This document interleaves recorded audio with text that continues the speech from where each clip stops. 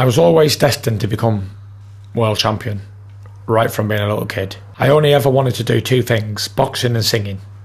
So I wasn't very good at singing, so I took up boxing. Chapter 11. First Blood.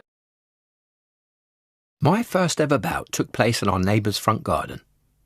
I was a kid, probably only 9 years old and wearing a turquoise Donald Duck tracksuit when my older brother John Boy came up with a suggestion. "Here, do you want to fight the lad from next door?" he said. Apparently John and the brother of this wannabe fighter had dreamt up a crackpot idea. There was to be a boxing showdown in the street, and like a pair of junior Don Kings they were promoting the younger siblings in what would be their first competitive bout. Yeah, why not, I thought. It's only a fight, isn't it? I was at the point where watching Dad's training had really fired up my interest, so I happily traipsed round, my tracky bottoms barely held in place by a drawstring waistband. Then I threw a few punches. It was hardly a dramatic introduction to pugilism, but I felt okay when hitting someone else, what with my watching plenty of fights on video and studying the photos in boxing news.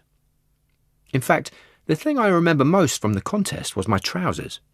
They kept drooping down, and it soon became a monumental effort to land a blow while holding up my pants with the other hand. Eventually, the two older brothers stopped the fight. Why, I'm not sure.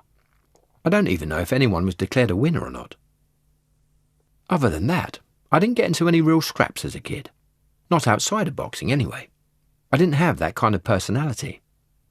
I never had an attitude where I wanted to prove myself as being big or bad, and I didn't have a chip on my shoulder. I also didn't have that aura where people felt as if they wanted to test themselves against me, which I know some people do have. When I was interviewed by Piers Morgan, he made the point that whenever Lennox Lewis went into a pub, he seemed to get into a fight. I just have never had that experience, even though I've been to some of the roughest places in the world, as well as some of the plushest. That doesn't mean I'm the shy and retiring type, or keen to keep my head down in some show of diplomacy. Growing up, I was the life and soul of wherever I went, still am, and I've happily walked into a bar topless or danced on the tables for a laugh. I just never really get started on. That's a good thing, because I'm terrified of punching someone in the face. Think of the damage I could cause. One right-hander from me could probably crush a normal, untrained man's skull, and I'd probably end up in prison for manslaughter or murder. No thanks. If somebody takes a swing at me, and they are lucky enough to land it, I'd flash a grin and say, "Thank you very much. Shit punch, prick." Then I would ignore them. Really, the consequences of retaliating are too scary to imagine, and I've long recognised the truth about combat. The danger is not the man holding the gun. The danger is the man holding the gun who can't control himself. He's the scary one. Luckily, I've been brought up to be sensible, and as Frank Warren would confirm, I'm not one for putting my fists into action unless somebody is paying me top dollar. As kids, my brothers and I tried our hand at boxing, and all with varying degrees of success. Well, apart from Huey, who is a lot younger than us. John Boy trained with our dad for a while, but couldn't seem to get into it. But Shane and me found a love for the sport at the same time, and it quickly came to dominate our lives. One time, after that neighbourhood championship bout, Dad took me to a gym in Liverpool where he worked out twice a week, because he knew I enjoyed watching the fighters as they punched the bags, and each other. At the time, I knew I wanted to take boxing more seriously, and studying other people doing it only added to my enthusiasm. As I grew older, I started sparring a little bit, and I even went up against a couple of kids in a gym in Liverpool when my dad was training. They were twins, and pretty handy, but I came out on top. More importantly, I knew that I was very lucky. In boxing, I had found the thing I'd wanted to do in life, and I was determined to put my heart and soul into it. My brothers and I, plus some cousins, were always fighting among ourselves, arguing up and down. Mainly I hung around with Shane, who was 3 years my junior. Huey was too young then, and John Boy was older and already too cool for school. But despite the fact I was younger than some of the boys in the family, I was by far the biggest, and at the age of 14 I stood at 6'6" and weighed about 15 stone. I looked like a man, but I didn't take advantage of it by trying to buy booze or cigarettes, because none of us were interested in any of that. We were training. Our eyes were fixed on becoming top boxers, and if you were working to be a boxer, then drinking and smoking didn't seem very appealing. I soon joined up with a boxing club. Up until that point, I had no idea there was even one in the area, but when a local lad told Shane and me about the Jimmy Egan Boxing Academy in Wythenshawe, which was around 3 miles away, we made a decision to join. The pair of us walked all the way there the very next day. I had to pay subs to enter, £1 or something, and almost from the minute I started being put through my paces, the trainer, Steve Egan, Jimmy's son, became very excited. I was an orthodox fighter, which meant I jabbed with my left and delivered the big hits with my right. But what was interesting to Steve was the fact that I could avoid a punch just as well as I could throw one. I was agile and nimble on my feet, which was unusual for a boy of my build. I could go into battle with someone and only take a few hits. After one session, Steve had seen enough. He wanted to give me a registration card straight away. "That kid over there will be heavyweight champion of the world," he said to his dad. Jimmy couldn't believe what he was hearing. "What? He's just walked in the door." "I'm telling you, heavyweights don't move like that." He was right. They don't, and I was soon under Steve's tutelage. He taught me how to shift from the orthodox style to southpaw, where a fighter jabs with their right and throws bombs with their left, knowing it would give me an advantage over some of the other competitors in my weight category. He also worked on my speed, and I was encouraged to align my quick feet to an armoury of rapid punches. The work would make for good grounding as I progressed. Everywhere I went, people seemed to notice my talents. One time I was training at a gym in Doncaster when a Chinese man came over. He looked me up and down and asked me what I wanted to be. "A boxer." "Oh yeah, how old are you?" 17. The bloke nodded. Then he made an unusual offer.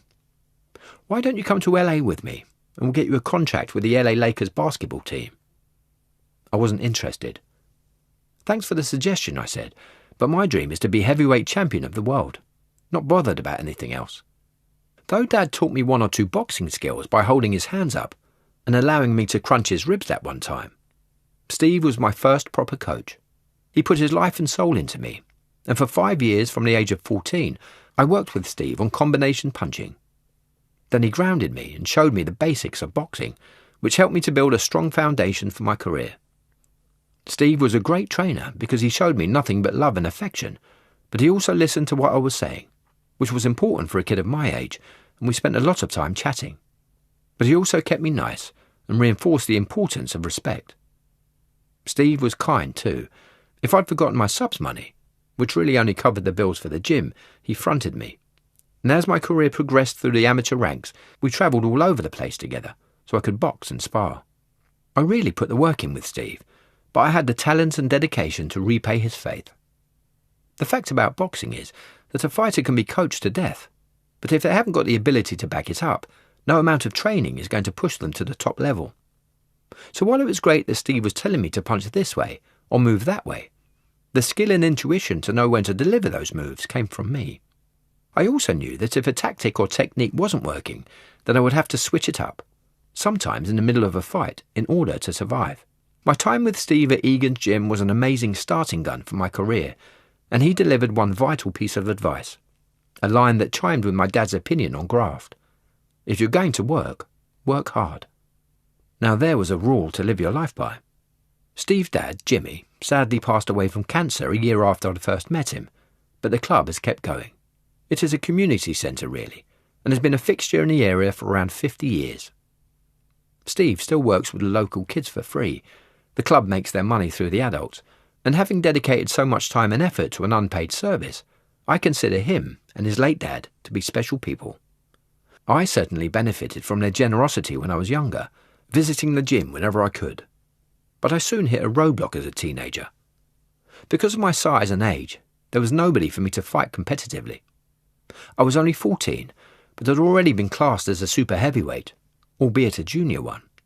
My problem was that the other boys in my category were nowhere near to me in terms of physical build, and the fighters who could match me in height and weight were grown men. There was too much of a golfing experience. I would have to wait for 3 years.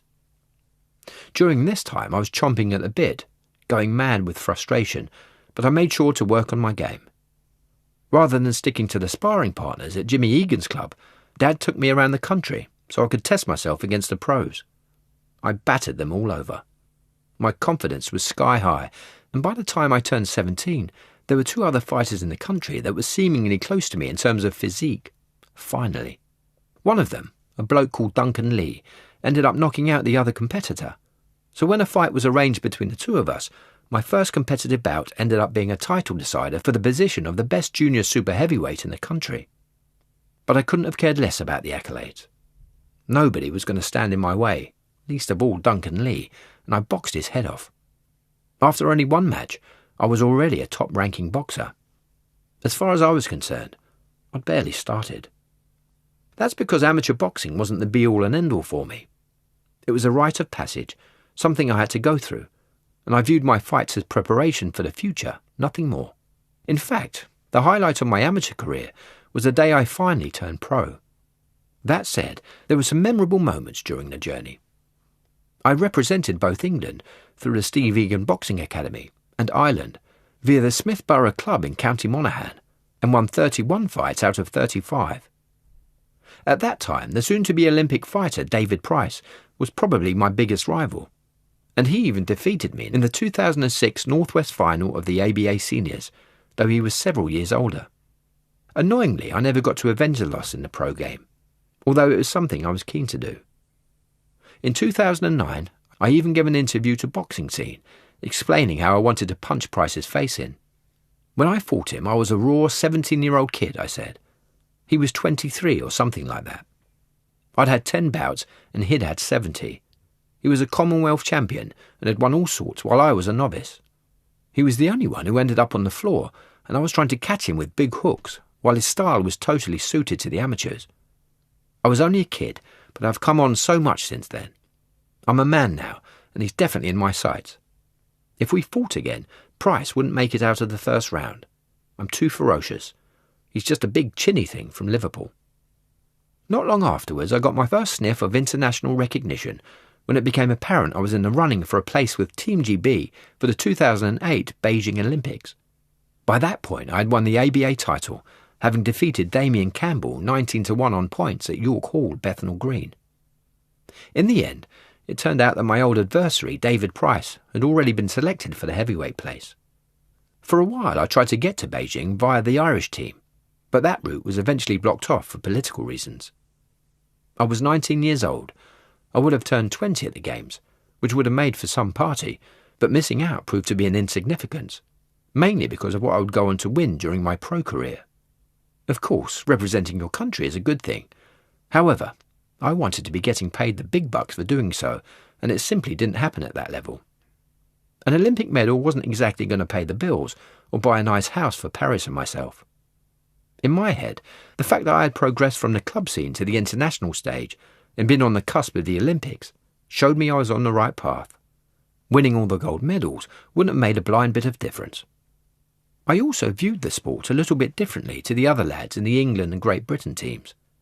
We were travelling the world as kids, visiting places like Morocco, America, Serbia and Ukraine, which was a great experience. But my teammates only ever talked about what they were going to do after their fights were done. They were forever chatting about going here and seeing that, whereas the only thing I looked forward to was the actual fight itself. It was the same when it came to winning the event or getting into a medal position. I'd hear blokes saying things like, well, if I get an easy draw, there might be chance of a bronze. But I didn't have any interest in that either. The match was all that mattered, though I should have realised there was a gulf in attitudes when I saw some of the team hiding in the bushes during a training run one time, rather than working on their cardio. There wasn't even a sense of pride within my family at the fact that I was representing our country. That's because everybody was busy doing their own thing and earning their own money, and very little changed when I turned pro. A TV interviewer recently asked me, did everyone rally round and support you before a fight? And the answer was, no, not really. They don't do it now when I'm world heavyweight champion, and they didn't do it when I was a nobody. Honestly, none of them gave a toss, even when a neighbour or somebody in the community started going on about how great it was that I'd represented my country or succeeded at the top level. My family couldn't have cared if I was the world champion or a journeyman no-hoper. They couldn't have cared if I was a millionaire, or some bloke with only a tenner to his name. That's because they didn't get anything from me then, and they still don't now. They had their own lives and their own families to worry about. I respected them a million times more for behaving in that way, rather than banging on about my successes or sticking their hands out for money. My first fight as a pro boxer came to me at the least convenient time. I was on my 10-day honeymoon with Paris in the Algarve, Portugal, when the offer landed from my new promoter, Mick Hennessy. I'd been invited to fight the Hungarian Bela Yeniersi at the Nottingham Arena on the 6th of December 2008 as the undercard of the Carl Froch vs Jean Pascal Super Middleweight Championship fight. The contract arrived on the hotel fax machine. Why the hell not, I thought. I agree, let's do it. I was only 2 days into the holiday, but once the details had been passed over, I was flying home to train and prepare. I was about to become the best thing since sliced bread.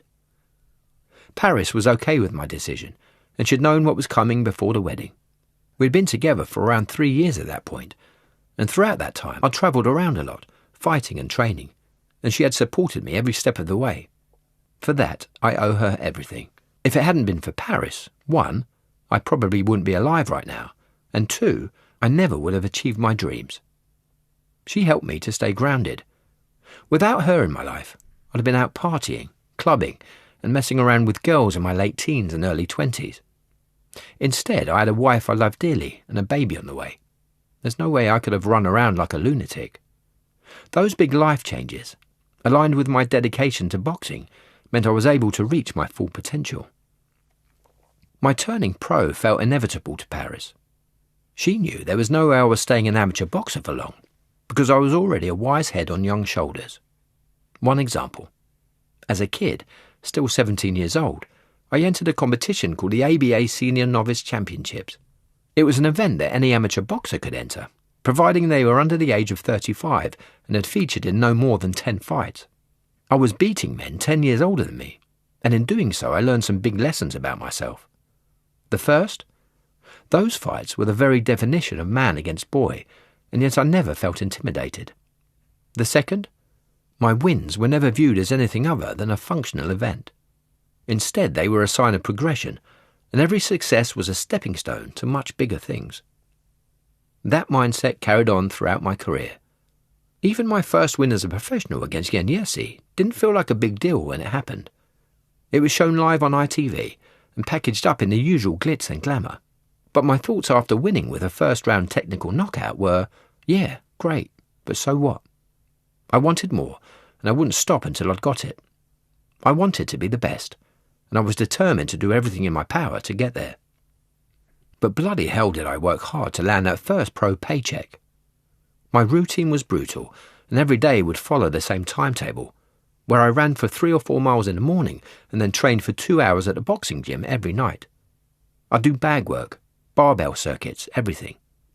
I was the first into the gym and the last to leave, and I'd show up even when I wasn't supposed to. Mondays, Wednesdays and Fridays were for the proper boxers at the Jimmy Egan Boxing Academy, but I would train on the learner days as well, just to do my own thing. On weekends, I'd wander in with Shane for even more work. I was non-stop. If there was one flaw in my game, it was my nutrition. I ate whatever I wanted, whenever I wanted it. Sometimes I'd finish a session in the gym and head straight to the fish and chip shop. I wouldn't think twice about wolfing down a bag of sweets or eating a couple of pies during the day. I was a heavyweight boxer. I didn't have to worry about being under a certain weight. I had to be over one. And besides, it wasn't affecting my march towards the big leagues, so why did I have to stress? I was young. I could run a sausage roll and chips off in no time at all. Life changed once I turned pro, and in so many ways. All my fights seemed to be on the telly, which meant more and more people were recognising me in the street. My rising stardom was furthered as I came to understand the value of being an entertainer, which was something I'd learned from the boxing greats like Muhammad Ali, Prince Nassim and Mike Tyson. I understood that my reputation could be furthered by simply making the right comment and at the right time. So in my first ever press conference, I took a swipe at the reigning heavyweight champion Vladimir Klitschko by claiming I was a better fighter than him and with superior movement to boot. I will beat him one day, I said. The journalists lapped it up. During my youth, I'd flogged cars. Now I was selling myself, and within a year I was super famous. My televised fights drew audiences of millions. Everywhere I went, people wanted photos and autographs, but fame never affected me. It felt normal, like an everyday event, because in a way it was. As an amateur, people spoke about me in the media.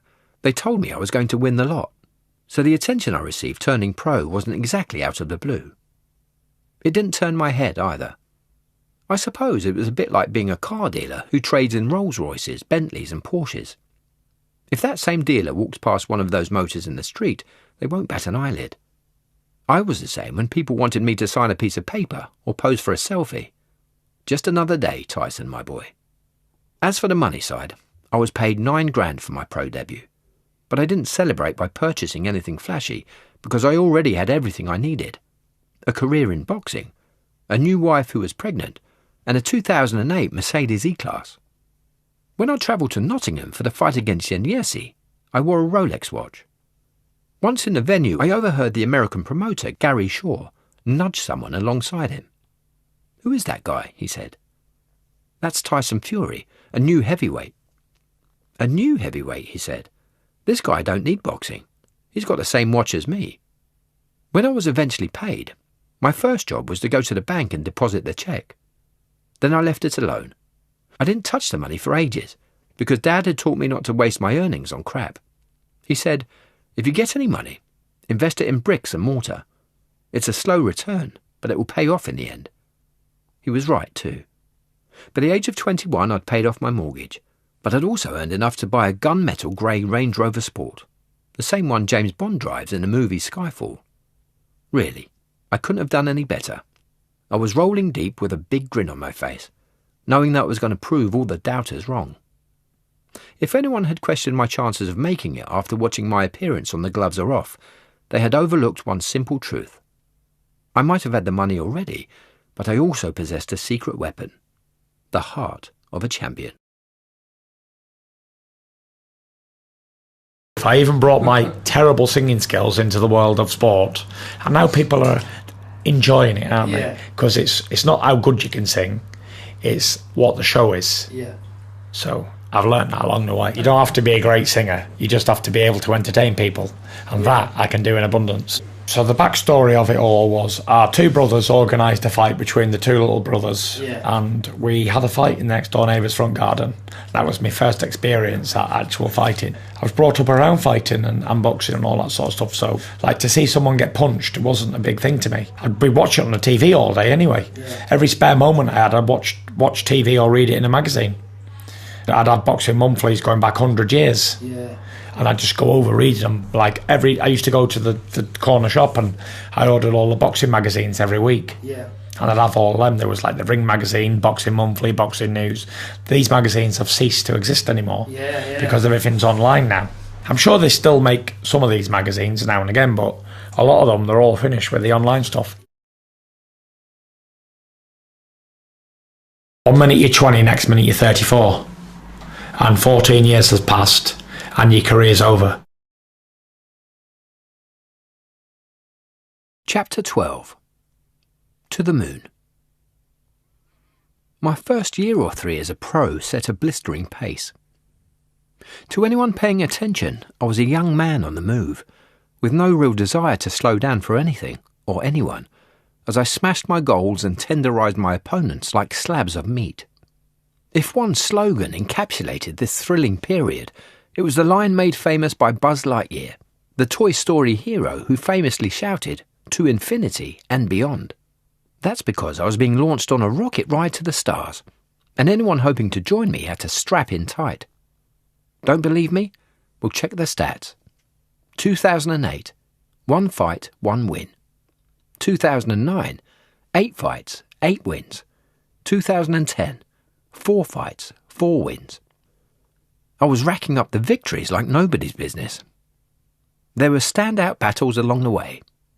After Bela Yenyesi, I faced Marcel Zeller, a German fighter nicknamed the Highlander, on the 17th of January 2009. Was this a risky choice? Maybe. Zeller was only my second ever professional fight.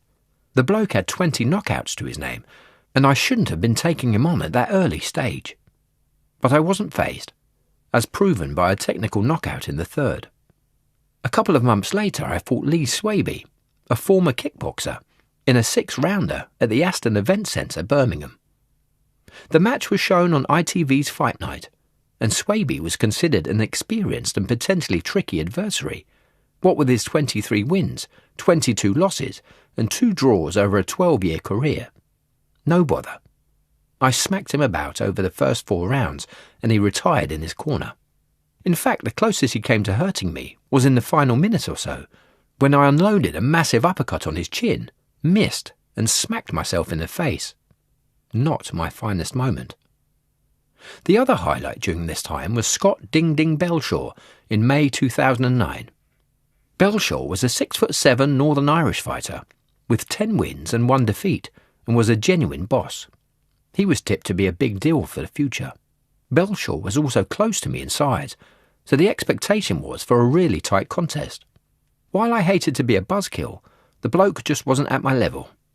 I rocked up and took Belshaw quickly, bloodying his nose and knocking him down twice in the first. When I smacked him hard in the guts in the second, the ref ended the fight. I'd hurt him so badly with that one punch that I held back on my next. It felt like the right thing to do, even though it would have been a clean headshot. That was good sportsmanship by Fury, said the ITV co-commentator Duke Mackenzie afterward. He could have continued the combination, continued throwing the punches. He looked at his opponent, saw that he was hurt and stopped the onslaught. Although I was determined to be the world champion, I never took the sport too seriously, which would become a pattern throughout my entire career. Yeah, I loved boxing. I was passionate and determined, focused on beating everyone in my path, but the contests were fun, and I felt very relaxed about the pressures associated with them. In that respect, I was probably unique. Whenever I noticed other promising fighters coming through the ranks, some of them with the talent to make it to the very top, they seemed stressed about every aspect of their game. It was as if they were trying to hold on to a wet bar of soap. Gripping too tightly was causing it to pop from their fingers. I was the opposite. Before matches, the other boxer was viewed as a bloke I had to beat, nothing more, and no opponent was placed on a pedestal, regardless of what they might have achieved in the past. The downside to my laid-back attitude was that in between fights, if there wasn't a challenger in the diary, I couldn't see any point in training or maintaining my fighting weight, so I went out all the time. Meanwhile, I was still eating all the wrong foods, and it was starting to show. 1 minute the scale shows 17 stone. A month of pies and pints later, I was pushing past 20 stone. Because I was getting fatter and fatter, the training became harder and harder. The more weight I put on, the more I had to burn off, but my problems were down to mindset. When I had a target in sight, I stuck to my training schedule ferociously, but I found it very difficult to focus when there wasn't an event to prepare for. This flaw in my preparation was really only sorted once I moved into my second career. Luckily, it didn't seem to affect my knockout power too badly. I loved the turnover of fights throughout 2009 because as a young boxer it was good to be active all the time. I wanted to be in the thick of it. I wanted to be earning money.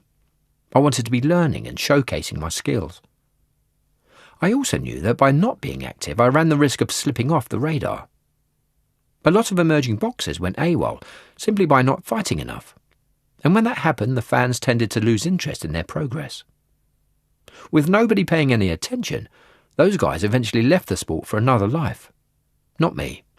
I kept myself busy, and before long my biggest fight to date was being arranged for September 2009, a 10-round clash with John McDermott in an English heavyweight title match at the Brentwood Centre, Essex. McDermott was 8 years older than me, and came in at around 6'3", so I was going to tower over him in the ring. But he was a good fighter, the reigning champion, having defeated Pele Reid in 2008, and would eventually become a 3-time challenger for the British title, without winning it. Though McDermott would reclaim his English title in 2013, his main flaw was a lack of power. That said, he was still a step up from the calibre of boxer I'd been used to facing, and the fans wondered if I was getting ahead of myself, as they had done with Zeller, Swaby and Belshaw. I wasn't worried about him though. In the build-up I gave him a series of nicknames: McMuffin, McDonut and the Big Mac. I don't think he liked it very much. The first 9 rounds of the bout were a bruising grind, but I hung in there, biding my time, taking shots whenever I could. Then McDermott hit me with a solid right-hander. I felt it. My head wobbled, my body stiffened, but I managed to stay strong and cuffed him about the head a few times. In these moments, it's important that a fighter shows courage. I certainly wasn't going to back down because in my head I was battling for my family and my name, for everything, and McDermott was going to have to knock me out to win. Weirdly, that isn't the attitude in all boxers. When a fight goes horribly wrong, some blokes will try anything to get out the ring without losing face, rather than taking their medicine. I have even heard of fighters biting their opponents, or throwing a series of low blows in an attempt to get kicked out. But that is only another form of cowardice, because they are really just angling for a referee to show them the door. That way they can say, "Oh, I was thrown out for some nonsense." In their heads, disqualification is more respectable than getting battered or throwing in the towel. That wasn't going to wash with me. I would do anything in my power to leave a fight victorious, though I wouldn't stoop so low as to clump someone in the bollocks or anything daft. If I ended up losing, well, I was big enough to accept the result and say, "Fantastic fight, mate. Well done."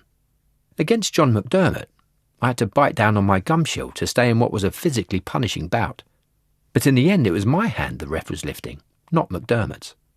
After 10 rounds, I'd won on points, while showing the world that I had a solid chin and plenty of stamina.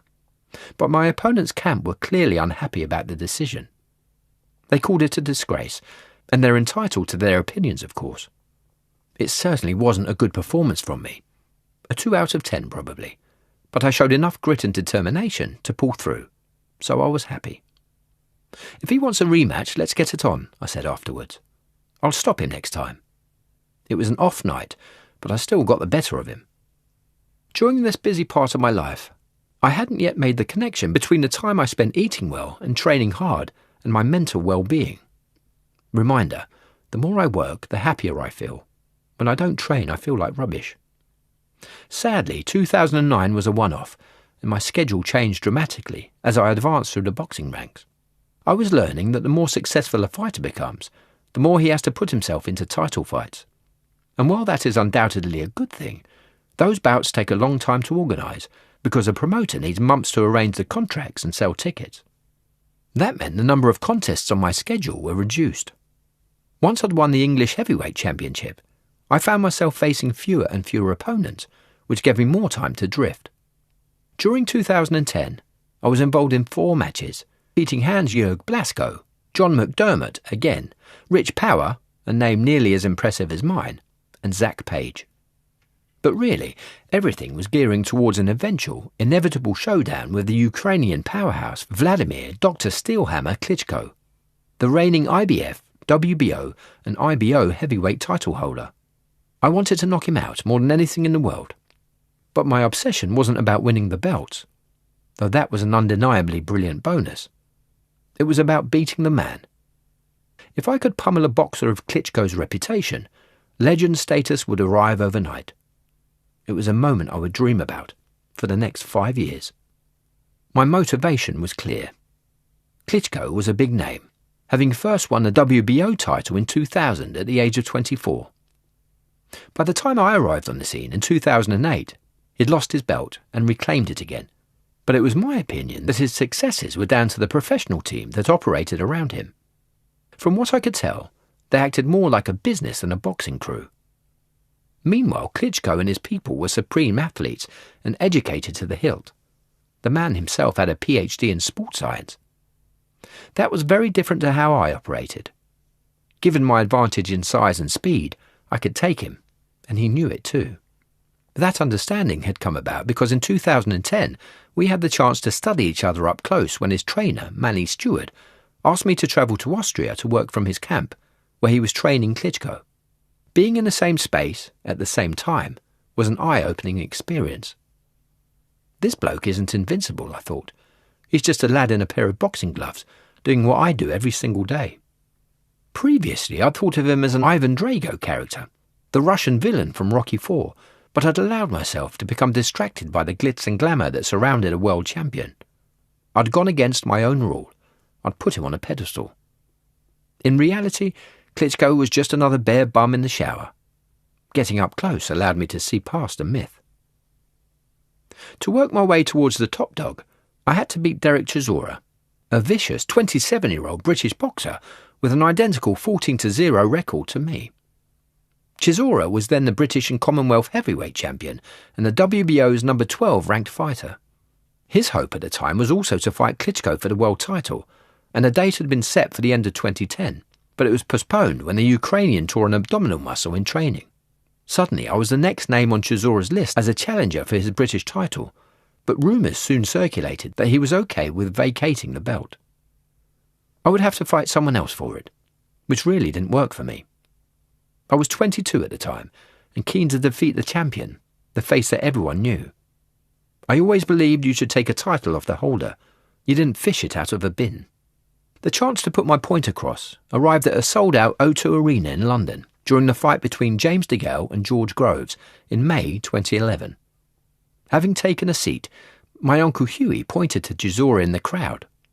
Jackpot. I hadn't gone there to watch the boxing. I was really only interested in calling him out. I always demanded first choice, and Chisora was the bloke I wanted to fight next. I was also impatient, in a now or never type of mood, which probably explains the events that followed. Right, I thought, standing up. I've had enough of this. The WBO Intercontinental welterweight title between Frankie Gavin and young Muttley was taking place on the undercard, but I could not have given a monkey's. I ran to where I knew Chisora was sitting and worked my way past security. When I saw him in his seat, I started yelling, "Oi, Chisora!" There was no response, so I shouted again, "Del boy, oi!" When Chisora eventually turned around, he looked shocked to see me. "Who do you think you are? Talking about me in the papers," I said.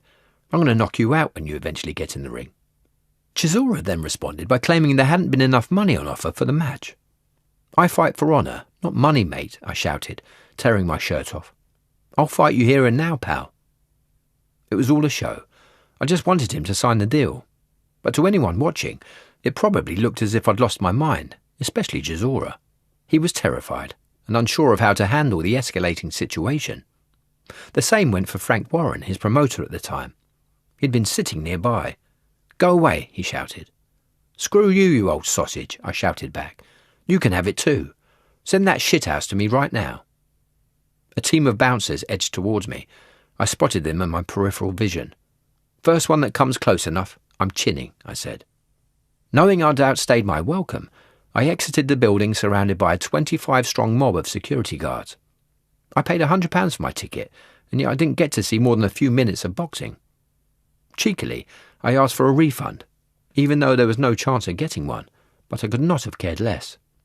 The scene had worked. Within a day or so, a July date for the British heavyweight title decider was set, and our meeting was nicknamed the Big Brawl to settle it all. Shortly afterwards, the two of us were sitting down together at a press conference, with me explaining to the world how I was going to smash Chisora into next week. At that time, Chisora was the clear favourite. Most people had him down to batter me inside 3 rounds, and I was hearing the same old story, as always. Fury's taken on too much of a risk, or he's out of his depth, is too fast too soon. In fact, one of the few people backing me to win was Manny Stewart. In an interview, he said, "Tyson's sheer physical size. He's got a good chin, good stamina, and good punch output also. I think those factors, and being at 6'9" compared to 6'1", is going to be a big problem for Derek to overcome. I may be a little crazy, but I give a slight edge to Tyson in this fight. We both knew my punch was too much for Chisora. The plan was to hit him in the face as hard and as fast as I could, because he wouldn't be able to live with it. I also had extra incentive, because Klitschko was claiming that he would consider fighting the eventual winner. That kind of talk went on all the time in boxing, without actually going anywhere. There were plenty of obstacles to hurdle when organising a world title contest.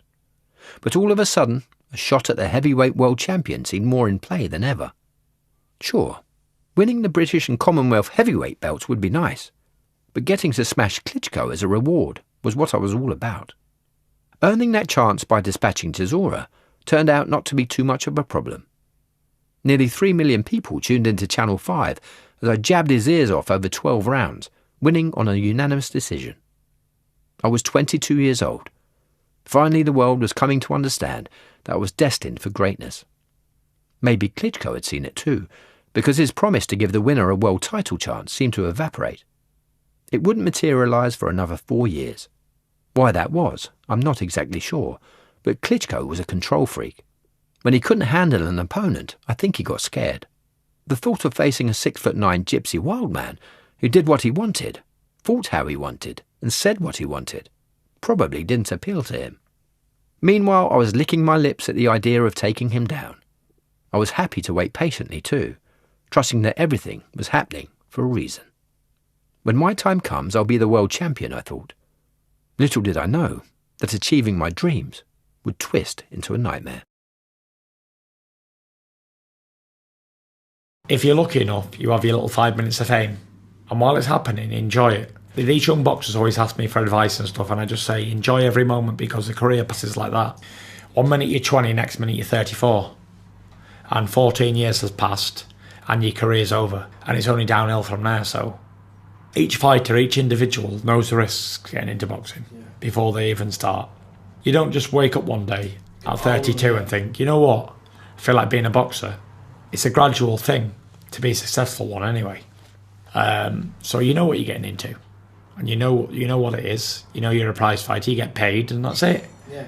You're fighting to entertain the fan. And that's it, really. There is no more to it. Just like the gladiators used to do. If you win, if you lose, boo. And that's it. Like I said, I'm a patriot of England. So it's all for one and one for all. So I don't abandon ship. Chapter 13. I hate myself and I want to die. There's a saying that goes, hard times make tough men. And I was working my dick off, so I must have been as strong as anything. It soon became clear that to get to Vladimir Klitschko, I would have to beat the toughest and hungriest contenders in the heavyweight division, and my journey began in 2011 when I packed off Nikolai Further of the USA. Next up was the Bosnian-born Canadian, Navan Pajkic, as I retained my Commonwealth heavyweight title. Then in 2012, I cleaned out the Americans Vinnie Madelone and Kevin Johnson. The WBC title had become vacant following the retirement of Vitaly Klitschko, and I was hopeful that, because of my result, I would be lined up to fight Bermane Stiverne for the belt. Instead, the powers that be placed Stiverne and Chris Arreola in a title match, even though they'd fought just a year previously. No bother. I cracked on, and in April 2013, I fought Steve Cunningham in Madison Square Garden, New York City, baby. This was my US debut, and for running the risk of having my head knocked off on TV, I was offered just 10 grand, which was barely enough to cover my training camp and team travel. Whatever, I thought, I'll take it. I knew that at some point I wanted to break America, like the Beatles, the Stones, and all those other British bands over the years, and a televised fight in the States would make for a good start. I was also unable to get Klitschko to fight me at that point, so what else was I going to do? Sit around scratching my bollocks all day? Instead, I rocked up to the MSG determined to make an impression, giving Cunningham some mouth as I danced around in the opening round. "Come on," I shouted, laughing at him. "That ain't nothing." I even shoved him after the first was over. Then I let my guard down. Cunningham knocked me over with a sweeping overhand right in the second, and while it was a warning sign, it didn't deter me from playing the showman. I jabbed at my own head and raised my arms in an attempt to bring him on as I skipped across the canvas. By the seventh, I'd absorbed everything Cunningham could throw at me, wearing him down with some big hits. A body shot sent him to the ropes, and as he wobbled, I clumped him with a right to the head. I think it might have sent him into Pennsylvania. With every fight, I got a little closer to Klitschko, but I would need to fight 3 more times before laying a glove on him. The first was against the American Joey Abel in February 2014, who I took in the 4th round, despite not being on top form. I then stopped Derek Chisora in the 10th at the XL Centre in London in our second fight the following November. I then faced the Romanian-German Christian Hammer in a WBO title final eliminator. The fight took place in February 2015 at the O2 Arena, and I sent him packing in 8 rounds. Klitschko could run away from me no longer. The only thing left for him to settle was a time and a place. Despite these victories, it was a dark time. That same year, Uncle Hughie, who had trained me for the first part of my career, was in hospital, having been hurt in an accident. While moving a caravan, he'd snapped his leg when a drawbar fell on him. And though that might not sound like a life-threatening injury, the blow created a blood clot. It moved around his body and into his lungs, and he eventually suffered a heart attack. Hughie, who I loved dearly, was placed in an induced coma. For nearly 3 months I visited him in Wythenshawe Hospital in Manchester. At one point, Paris was on another ward in the same building, having experienced a miscarriage, and for a little while I bounced between the 2 beds. It was a horrible time. No one's ever really prepared for traumatic news like the passing of a baby, not fully. Hughie would eventually pass away from his injuries. Losing him was a real blow, because the pair of us had been close. As my first ever pro trainer, Hughie coached me to a 17-0 record and a position in the world's top 10. Weirdly, it wasn't just about how good a trainer he was. Our success partly came about because we were both living on the same site as the gym. When I say gym, I really mean a glorified shed where the temperatures were boiling in the summer and freezing cold in the winter, and when it rained, water pissed in through the roof. I didn't give a crap, though.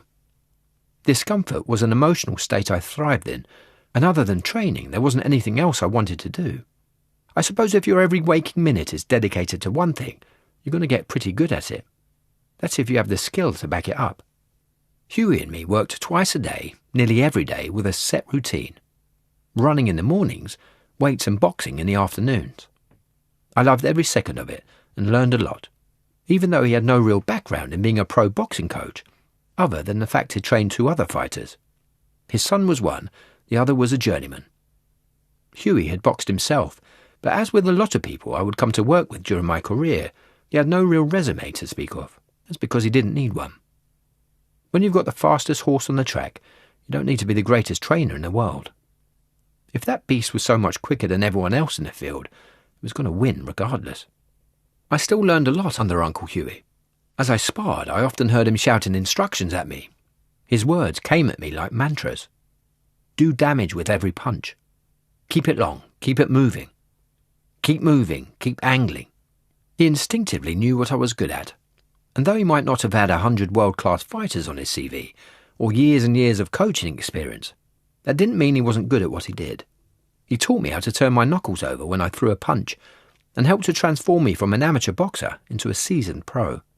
During a fight, Uncle Hughie was also very calm. He delivered clear instructions from the corner, and knew how I could beat an opponent, usually with one look. In a split second, he'd assess the other guy's weak spots before formulating a game plan to take him down. Whenever I went back to my corner after a bad round, Uncle Hughie's advice always got me back on track. Together, we had a lot of great times in the gym. I was going to miss him badly. The loss of my baby was devastating too. I postponed one fight so Paris and I could come to terms with what had happened, but really I was bottling everything up because I wanted to stay strong for my showdown with Klitschko. In many ways, the thought of fighting him had been keeping my dark emotions in check for years, but the issues were only being compartmentalized, like odd socks being shoved in a drawer. I was depressed, anxious, and frazzled with OCD. My mental health was a mess, and the goal of unseating the reigning world champion, while giving me focus, was nothing more than a distraction from the truth. I was an emotional time bomb, and the clock was ticking. I didn't have room to mourn. I didn't have room to deal with all the problems that were mounting up. I was on a psychological roller coaster, and in 2015 I piled on the weight, at one point hitting 25 stone. My love for boxing was fading too. After a date had been announced for the Klitschko fight, on the 24th of October, I shrugged. Who gives a toss, I thought. I was emotionally broken, all over the place, despite the fact I was finally getting my opportunity to face the world champion, a man I'd spent the last 7 years hoping to beat. One other adversary I was supposed to take on during that time was David Hay. But he didn't fight me, because he was a shithouse. I'm not saying any more about him in my book. He's really not worth the ink. Beating Vladimir Klitschko was probably my most spectacular moment in the ring, because firstly, it showed the world what I was truly capable of, and secondly, it was so utterly against the odds that not many people could believe it had actually happened. That night, everyone's attitude about me changed. When you finish a living legend in any sport, it sets a benchmark. But the fight in the Esprit Arena in Dusseldorf was a gladiatorial masterclass and a pugilistic portrait. An absolute peach in every department. Over 12 rounds I hammered the guy's head to bits using the sweet, sweet science of boxing, nullifying him so he couldn't unload his big right hand. Sure, he'd been knocked over by fighters in his career. If you have enough bouts, you're bound to walk into a big punch from time to time. But he'd never been given a lesson like the one he received in Germany. Klitschko got the fight of his life. I traced the victory back to our very first press conference, where I dressed as Batman. More on that later. It got into Klitschko's head. Later I confused him by claiming that I couldn't have cared less about reigning as a champ or building a legacy. Instead, I was fixated on beating him. "Oh, wouldn't you like all my belts?" he said. I shook my head. "Nope, you keep those things. All I want to do is break your face in, that's it. I'm not interested in your belts or your fame or your glory. I just want to beat you up in a fight." Everybody thought I was messing about, but I wasn't. With all the antics, mucking around and name-calling that followed, I showed Klitschko a level of disrespect that he wasn't used to. It was unsettling for him, and he didn't seem to have a strategy for neutralising my behaviour, though fair play, he had a go. In the run-up to the contest, there were a few stunts here and there, but everything was telegraphed and destined to backfire. The fun and games started at the weigh-in. When Klitschko showed up, I did a double take. Is he wearing platform boots, or has he been eating all his greens, I thought, because he looks taller than me. According to the stats, he was supposed to be 3 inches shorter. Later, when I stepped on the scales, all sorts of weirdness happened.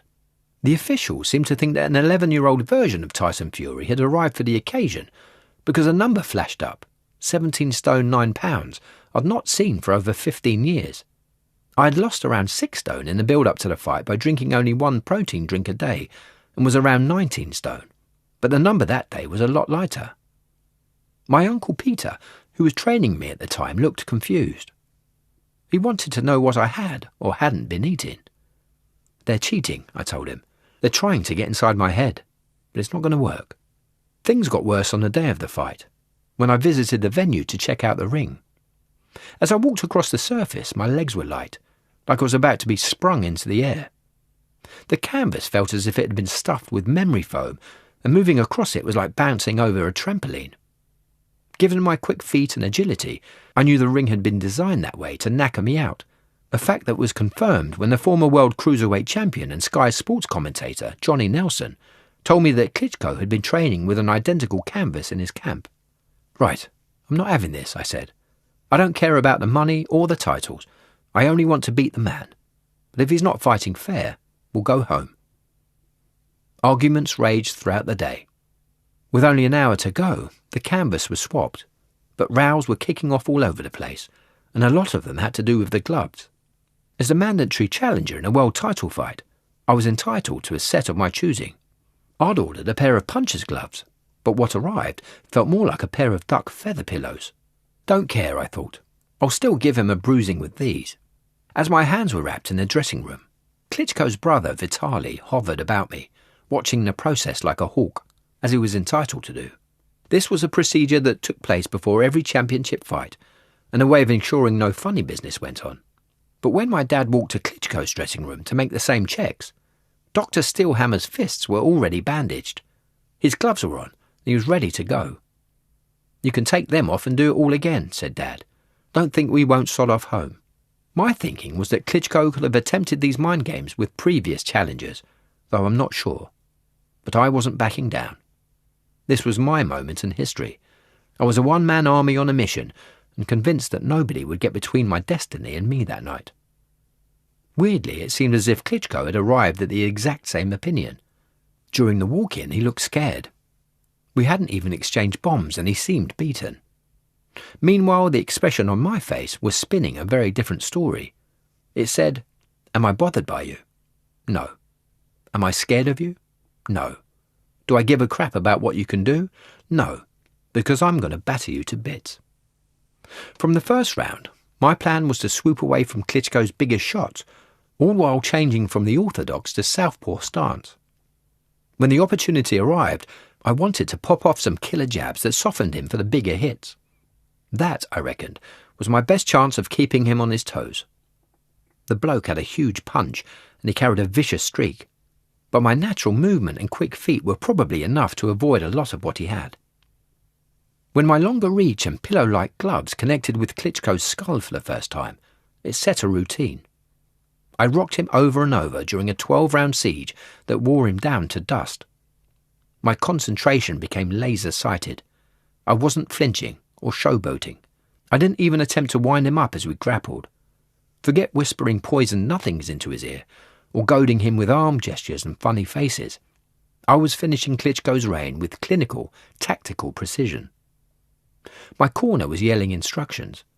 They ordered me to go forward. I heard voices telling me to switch it up, to change my approach, but the game plan was unsettling Klitschko. I saw it in his face, so I kept on going. Combination after combination landed hard. By the fight's midpoint, a cut had cracked open under his right eye. In the end, the last few rounds moved like one-way traffic. I hit, Klitschko suffered. And I outboxed him so comprehensively that his trainer, Jonathan Banks, reportedly delivered a worrying message in his corner before the 10th began. The only way you're going to beat Fury is by knocking him out. But there was no way he was knocking me out. I just wouldn't allow it. When the bell clanged for the end of the 12th, I knew I'd won, and he knew it too. Klitschko had never fought anyone like me before, but how could he? I was a one-off, incomparable to any other fighter, and impossible to prepare for, because I fought southpaw and orthodox. I could be a puncher or a hitter. I was a motherfucking bamboozler, and unlike anyone he had fought in the past few years. As my victory was made official, the IBF, WBO, WBA Super, IBO and the Ring Heavyweight Championship of the world changed hands. Deontay Wilder held the WBC title at that time, by the way. Tears streamed down my face. I had worked so hard for my shot, all while enduring a seemingly endless payload of physical and mental suffering. But having beaten Klitschko, I was also monumentally screwed. The world was at my feet, and all my dreams had been fulfilled. So what else was there to live for? Nothing. And that made me a dead man walking. A couple of years ago, I went into a recording studio with a pop legend, Robbie Williams. The plan was to record a song for his Christmas album, and I had a great time doing it because Robbie's a top bloke and we had plenty in common, especially when it came to the subject of mental health. Robbie and me are both people that have hit the top, having worked hard for something all our lives. Him, pop stardom. Me, the World Heavyweight Championship. Only for the realities of our success to become massively destructive and very different to what we'd expected at the beginning. Robbie referred to this feeling as paradise syndrome, describing it as a situation that forced a person to ask serious questions of themselves. Is this really what I worked for? Is this everything from now on? Having achieved the impossible, a person with paradise syndrome feels empty without a new target to aim at, or some fresh cause to work for. It's why a lot of astronauts have struggled emotionally after returning from space. When a person sets foot on the moon, or performs a spacewalk, it must be hard to know what to do for an encore. I reckon it's the same for people that dream of winning the national lottery. When it happens, the buzz is great, but short-lived, and the aftermath can be traumatic.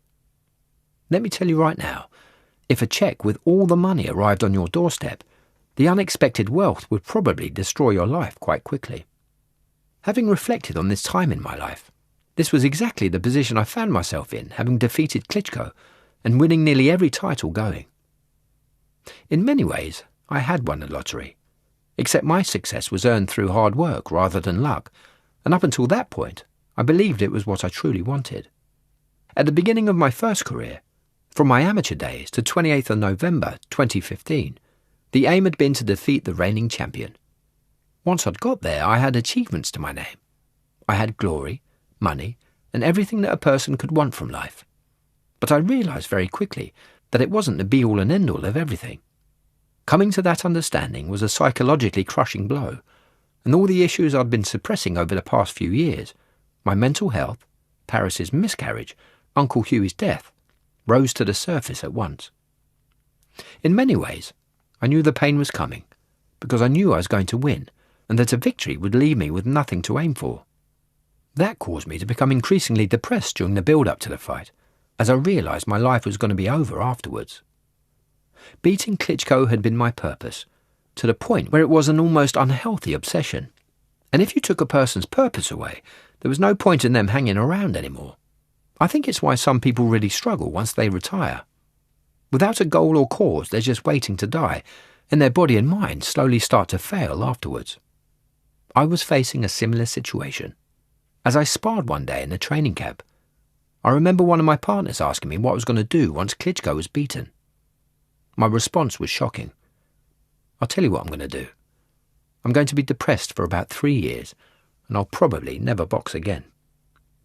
I can't remember exactly how the other bloke responded, whether he laughed or took the piss, but I know he didn't believe me. Worryingly, I was being honest. I sensed a dark cloud was about to shadow my life, and there was naught I could do to stop it. That's because I didn't understand what was happening to me. Depression was an enemy that swung its bombs from the shadows, and I hadn't been trained to duck and weave away from the pain. Everything came crashing down in the minutes after the fight. By the time I'd walked to the press conference, I was at an all-time low. My mood was just as bleak the following morning, even though I was the newly crowned unified heavyweight champion of the world. Having woken up at the hotel and wandered downstairs, I bumped into a few members of my team. One of them said, "You're going to have a lovely career now, Tyson."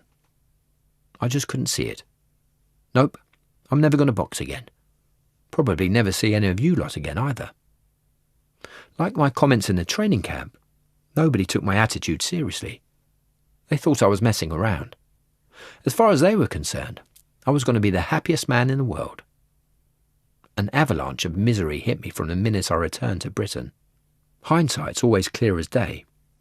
But at the time I had no idea that the family tragedies I'd experienced hadn't been acknowledged in a healthy way. Shutting them out and focusing on Klitschko was the wrong move, and suddenly, with no target to concentrate on, the gathering pain of losing my baby boy to a miscarriage rushed in. It wasn't the first child we had lost in that way either. Paris suffered 3 miscarriages, and the grief for all of them overwhelmed me at once. At the same time, I was struck by the new void in my life. Uncle Hughie was gone. I wouldn't see him at the house or in the gym anymore. I was rocked. In many ways, we don't really ever process death in a rational way. It's as if we don't really believe the person is gone. That has been my experience anyway. Meanwhile, I was riding the hurricane of becoming the nation's favourite pantomime villain, the bloke everybody loved to hate. As I explained in Behind the Mask, I had previously believed that it was important for a fighter to cultivate a notorious reputation in the early days of their career, because it created a buzz before fights. But my antics were a front, a facade, something I put on whenever I wanted to grab the limelight. I'd clearly gone too far and lost my grip on what was the real me and what was an actor playing a role. I also felt as if some of my achievements were being undervalued or dismissed. But the bottom line was that I was the heavyweight champion of the world. Surely I deserved to be recognised for that. My reaction? If this is what success is about, you can take it and get stuffed with it. I've hit all my targets, and now I don't even want to live anymore. The time to push my self-destruct button had arrived. Every day was horrendous. I didn't want to do anything, because boxing meant nothing to me, even though a rematch with Klitschko was being organised. Instead, I got up when I wanted, ate what I wanted, and drank as much as I wanted. As for the training, stick that. I couldn't see the point, not when dossing about the house and eating junk food felt like the right thing to do. When I did go to the gym, I stood back and willed on my sparring partners.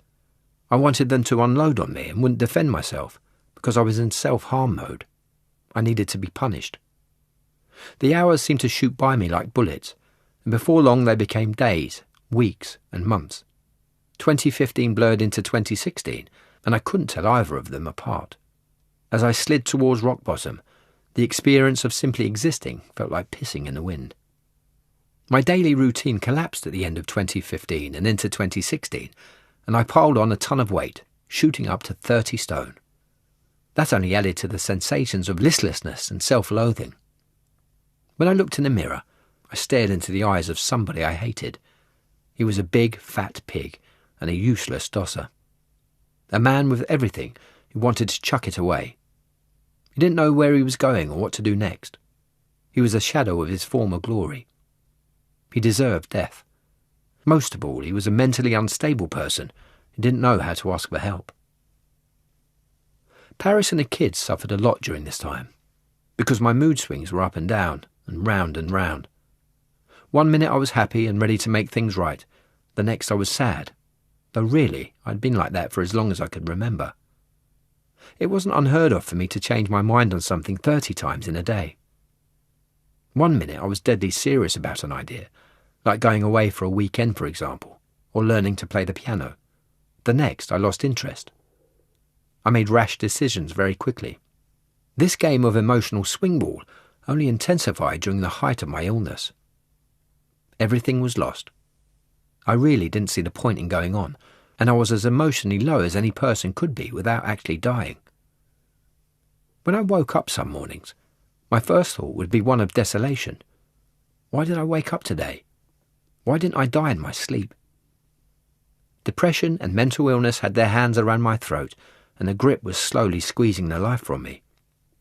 Everything felt dark and empty, so I tried to drink it away. A lot of the time I went to the pub with my brothers, even though the house was being renovated during 2016, and Paris, the kids and me were living in a caravan. Rather than looking after the family, I turned my back on all responsibilities and got drunk, because booze helped to silence my depression for a few merciful hours. I downed anywhere between 10 and 18 pints in a sitting, and sometimes the required change took place. The one in which the inner voices telling me that I was worthless was silenced, and the old Tyson fury came roaring back. What I didn't know then, like so many other things regarding mental health, was that you couldn't drink the illness away.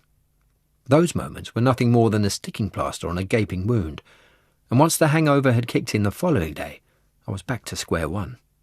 I went on benders for days, and Paris would understandably fear the worst. The kids were just as confused. They didn't know what was happening to Daddy. The thing is, even though I was going against my morals by drinking heavily and turning my back on the family, I didn't give a flying hoot at the time, because shame and embarrassment doesn't have any impact when you're mentally unwell and wanting to die. They're the emotions of a sane person, and I definitely wasn't that. Thank God Paris stood by me.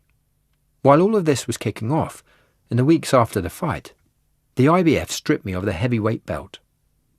As the holder, I was obliged to fight their mandatory challenger, the 31-year-old Ukrainian Vyacheslav Glaskov, who had won 21 of his 22 pro fights.